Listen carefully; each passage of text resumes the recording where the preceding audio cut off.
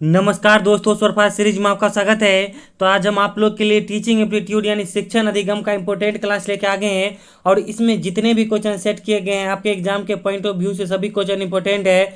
तो चलिए इस क्लास की शुरुआत करने से पहले बता दें, जो लोग अभी हमारे चैनल पे नए हैं आप हमारे चैनल को सब्सक्राइब कर लीजिए और घंटे के बटन को दबा दीजिए। तो चलिए इस क्लास की शुरुआत करते हैं। तो पहला क्वेश्चन है कि निम्न में कौन ब्लैक बोर्ड योजना का भाग नहीं है। तो ऑप्शन में श्याम पट, पुस्तक के मानचित्र, शिक्षक का वेतन। तो देखिए इसमें से जो है ब्लैक बोर्ड योजना का भाग कौन नहीं होगा, तो शिक्षक का वेतन नहीं होगा। क्योंकि आपको बताते हैं ब्लैक बोर्ड योजना की शुरुआत जो है नई शिक्षा नीति 1986 के तहत 1987 में शुरुआत हुआ। इस योजना के तहत विद्यालय में जो है श्यामपट हो गया, पुस्तकें हो गया, मानचित्र हो गया, उसके बाद खिलौना हो गया, चार्ट हो गया, मॉडल हो गया, कुर्सी है, पुस्तकें आदि की जो है बात कही गई थी, मगर शिक्षक की वेतन की बात नहीं कही गई थी। ठीक है। और इस योजना के तहत जो है प्राथमिक शिक्षा को सुदृढ़ करने की बात भी की गई थी। अब चलिए अगला क्वेश्चन देखते हैं। अगला क्वेश्चन है कि किस शिक्षण विधि के द्वारा शिक्षण दोषों को दूर किया जाता है। तो ऑप्शन में डाल्टन विधि, मारिया मोंटेसरी विधि, आगमन विधि, निगमन विधि। तो देखिए आपको विद्यालय में जो है शिक्षण दोषों को दूर किस विधि के द्वारा किया जाता है, तो डाल्टन विधि के द्वारा किया जाता है। ठीक है। अब सभी ऑप्शन को देखते हैं। तो देखिए मारिया मोंटेसरी विधि क्या है, तो इस विधि में जो है 2.5 वर्ष से लेके 6 वर्ष तक के बच्चे को जो है पढ़ाया जाता है। और इस विधि का मुख्य उद्देश्य क्या है, तो बालक का सर्वांगीण विकास करना है। क्योंकि 2.5 वर्ष से लेके 6 वर्ष तक के बालक जो है शिशुअवस्था में रहते हैं और उनका सर्वांगीण विकास होना अति आवश्यक रहता है। अब देखिए आगमन विधि है। ठीक है। तो आगमन विधि में क्या होता है कि टीचर पहले उदाहरण देता है, उसके बाद आपको थ्योरी बताता है, यानी उदाहरण से थ्योरी की ओर। और निगमन विधि क्या है, पहले आपको थ्योरी लिखा देगा, उसके बाद उदाहरण देगा। या आप इसे ऐसे भी कह सकते हैं आगमन विधि को कि मूर्त से अमूर्त की तरफ, और निगमन विधि क्या हो गया, अमूर्त से मूर्त की तरफ। ठीक है। अब चलिए अगला क्वेश्चन देखते हैं। अगला क्वेश्चन है कि मूक बधिर बच्चों को पढ़ाने के लिए क्या प्रयुक्त की जाती है। तो ऑप्शन में ब्रेल लिपि, सांकेतिक भाषा, श्रवण यंत्र, इनमें से कोई नहीं। तो देखिए मूक बधिर बच्चों यानी देहात भाषा में कहते हैं ना कि बौक बच्चा, तो मूक बधिर बच्चों को जो पढ़ाने के लिए क्या प्रयोग किया जाता है, तो सांकेतिक भाषा का प्रयोग किया जाता है। हम जहाँ पटना में रहते हैं हमारे बगल में एक यही मूक बधिर विद्यालय है। वहाँ देखते हैं सभी बच्चा जो इशारा में बात करते रहता है, या उनके शिक्षक जो है उनको इशारों में पढ़ाते रहते हैं। ठीक है। उसके बाद देखिए ब्रेल लिपि का प्रयोग किस बच्चों के लिए किया जाता है, तो जिस बच्चों को जो है आंख से सही से दिख नहीं पाता है उनको जो है ब्रेल लिपि का प्रयोग करना पड़ता है। और जिस बच्चा को जो है सही से सुनने में कठिनाई होता है उनको जो है श्रवण यंत्र दिया जाता है। ठीक ना। अब चलिए अगला क्वेश्चन देखते हैं। अगला क्वेश्चन है कि निम्न में कौन शिक्षण कुशलता से संबंधित है। तो ऑप्शन में श्याम पट पर लिखना, प्रश्नों को हल करना, प्रश्न पूछना, इनमें से सभी। तो देखिए शिक्षण कुशलता यानी शिक्षण कौशल जो है शिक्षक से संबंधित होता है। तो देखिए आपको विद्यालय में जो है शिक्षक श्याम पट पर भी लिखते हैं, प्रश्नों को हल भी करवाते हैं और प्रश्न पूछते भी हैं, यानी इनमें से सभी होगा। ठीक है। तो शिक्षण कौशल से ये तीनों संबंधित है। अब चलिए अगला क्वेश्चन देखते हैं। अगला क्वेश्चन है कि विद्यालय का आत्मा किसे कहा जाता है। तो ऑप्शन में शिक्षक, ब्लैक बोर्ड, पुस्तकालय, शौचालय। तो देखिए विद्यालय का आत्मा किसे कहा जाता है, तो शिक्षक को कहा जाता है। और विद्यालय का हृदय किसे कहा जाता है, तो पुस्तकालय को कहा जाता है। और आज जो हम आप लोग को टीचिंग एप्टीट्यूड का नोट्स दिए हैं पूरा, उसमें से हूबहू ये सभी क्वेश्चन आ रहा है। ठीक है। तो जितना भी हम नोट्स दिए हैं आप लोग सभी को अपने कॉपी में नोट डाउन करके, और खासकर हम सीटेट तक के दृष्टिकोण से हम दिए हैं। ठीक है ना। तो उसे जरूर नोट कर लीजिएगा आप लोग। और आप लोग को क्लास अच्छा लगता हो तो प्लीज़ वीडियो को लाइक कीजिए, हमें सपोर्ट कीजिए। अब चलिए अगला क्वेश्चन देखते हैं। अगला क्वेश्चन है कि निम्न में कौन महिला के शिक्षा से संबंधित कार्यक्रम है। तो ऑप्शन में राष्ट्रीय साक्षरता मिशन, मध्याह्न भोजन योजना, महिला समाख्या कार्यक्रम, पढ़े भारत बढ़े भारत। तो देखिए यह भी आपके जो टीचिंग एप्टीट्यूड के नोट से क्वेश्चन है हूबहू। तो देखिए महिला के शिक्षा से संबंधित कार्यक्रम कौन होगा, तो महिला समाख्या कार्यक्रम होगा। महिला समाख्या कार्यक्रम की शुरुआत जो है 1989 में हुई थी। और इसमें जो है महिला की शिक्षा, स्वास्थ्य, उनका जो है सशक्तिकरण की पहचान के लिए जो है इस पे विशेष बल दिया गया था। अब सभी ऑप्शन को देखते हैं। तो देखिए राष्ट्रीय साक्षरता मिशन की शुरुआत 1988 में हुई थी।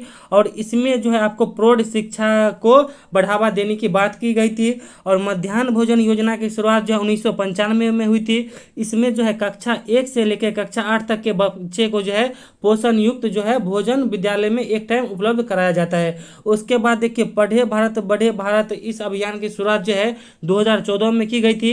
और इस अभियान के तहत जो है प्राथमिक विद्यालय में सुदृढ़ लाने के लिए या प्राथमिक विद्यालय के बच्चों को खासकर जो क्लास 1 और क्लास 2 के बच्चे हैं उनके शिक्षण व्यवस्था को सुदृढ़ करने की बात की गई थी।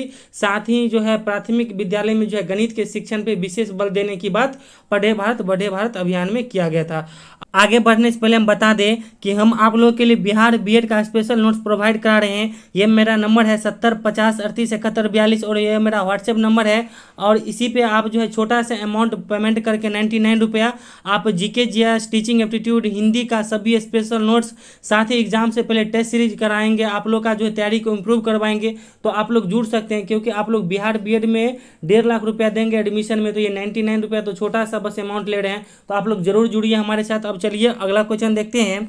अगला क्वेश्चन है कि पढ़ाते समय शिक्षक द्वारा दिए गए उदाहरण, तो ऑप्शन में व्यवहारिक हो, छात्रों के जीवन से संबंधित हो, पाठ्य पुस्तक से संबंधित हो, कल्पना पर आधारित हो। यानी पढ़ाते समय कक्ष में यदि शिक्षक जो भी उदाहरण देते हैं तो वह उदाहरण कैसा होना चाहिए, तो पाठ्य पुस्तक से संबंधित होना चाहिए। मान लीजिए कोई लिटरेचर का विषय, साहित्य का विषय पढ़ा रहा है या कोई हिंदी का मान लीजिए चैप्टर है, अगर हिंदी का पढ़ा रहा है मगर वह जो है फिर गणित का वहाँ उदाहरण दे रहे हैं तो ये सही नहीं है। या फिर वो अपने घर का उदाहरण दे रहे हैं वह भी सही नहीं है। बस जो भी उदाहरण दे रहे हैं तो बच्चे के जो है पाठ्य पुस्तक से संबंधित होना चाहिए। अब चलिए अगला क्वेश्चन देखते हैं। अगला क्वेश्चन है कि महामूर्ख बालक की बुद्धि लब्धि कितना होता है, तो ऑप्शन में 25 से कम, 25 से 49, 140 से अधिक, इनमें से कोई नहीं। तो देखिए महामूर्ख बालक जिसे जो है जड़ बुद्धि बालक भी कहते हैं उसकी बुद्धि लब्धि कितना होता है, 25 से कम होता है। और मूर्ख बालक की बुद्धि लब्धि जो है 25 से 49 होता है। और प्रतिभाशाली जो है बालक की बुद्धि लब्धि जो है 140 से अधिक होता है। ठीक ना। अब चलिए अगला क्वेश्चन देखते हैं। अगला क्वेश्चन है कि विद्यालय को साफ सुथरा रखना किसका कार्य है, तो ऑप्शन में प्रधानाध्यापक, अध्यापक, छात्र, सफाई कर्मचारी। तो देखिए विद्यालय को साफ सुथरा रखना किसका कार्य है, तो सफाई कर्मचारी का है। देखिए विद्यालय में बहुत सारे चीज़ आ जाते हैं। विद्यालय भवन हो गया, विद्यालय प्रांगण हो गया, खेल का मैदान हो गया, या जितने भी मान लीजिए विद्यालय में गाछ वृक्ष है यानी पेड़ पौधा है उसका कटाई छटाई करना, यह सभी जो है सफाई कर्मचारी का काम है। ठीक है। अगर यहीं आपको कक्ष की बात कह देता, अगर सफाई कर्मी नहीं रखे छात्र रहता तो आप उसका आंसर छात्र मारते, क्योंकि देखिए छात्र जो है कक्षा में पढ़ाई करता है तो उनका कर्तव्य बनता है कि विद्यालय के कक्षा को सफाई रखे। ठीक ना। अब चलिए अगला क्वेश्चन देखते हैं। अगला क्वेश्चन है कि प्रभावशाली शिक्षण में कौन गुण नहीं होना चाहिए, तो ऑप्शन में वाद विवाद करवाना, गृह कार्य देना, बच्चों को प्रोत्साहित करना, पाठ को रटवाना। तो देखिए प्रतिभाशाली शिक्षण में गुण कौन कौन आते हैं, तो देखिए वाद विवाद होना चाहिए। यदि मान लीजिए बहुत सारे बच्चे को एक जगह बोलते हैं कि बैठ जाओ और अपने में डिस्कशन करो, इससे बच्चा को अच्छा शिक्षण कौशल मिलता है और वो जल्दी सीखते हैं, तो वाद विवाद तो होना ही चाहिए। उसके बाद देखिए गृह कार्य तो देना ही चाहिए छात्रों को, और बच्चों को जो है अच्छे काम पे विद्यालय में प्रोत्साहित भी करना चाहिए, मगर जो है बच्चों को जो है पाठ को रटवाना नहीं चाहिए। ठीक है। यह जो है आपको प्रभावशाली शिक्षण का गुण नहीं है। ठीक ना।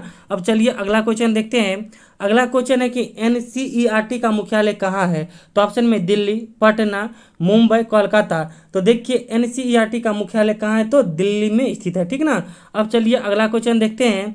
अगला क्वेश्चन है कि बाल व्यवहार में परिवर्तन का कारण है, तो ऑप्शन में परिपक्वता, अधिगम, परिपक्वता और अधिगम दोनों, इनमें से कोई नहीं। तो देखिए बाल व्यवहार में परिवर्तन आपको बताए थे कि देखिए अधिगम का परिभाषा बताए थे कि अधिगम का अर्थ क्या होता है, सीखना, मगर अधिगम का शाब्दिक अर्थ क्या होता है, व्यवहार में परिवर्तन। तो यहाँ वही वाला क्वेश्चन हम लेकर आ गए हैं और जो कि आपके हम नोट्स में भी इंक्लूड कर दिए हैं। तो देखिए बाल व्यवहार में परिवर्तन जो है परिपक्वता और अधिगम दोनों होगा। ठीक है। तो इसका सही उत्तर हो जाएगा परिपक्वता और अधिगम दोनों, क्योंकि देखिए बालक जब धीरे धीरे बड़ा होता है, शिशुअवस्था से बाल्यावस्था में जाता है, यानी उनके में जो है परिपक्वता आता है तो उससे भी व्यवहार में परिवर्तन आता होगा।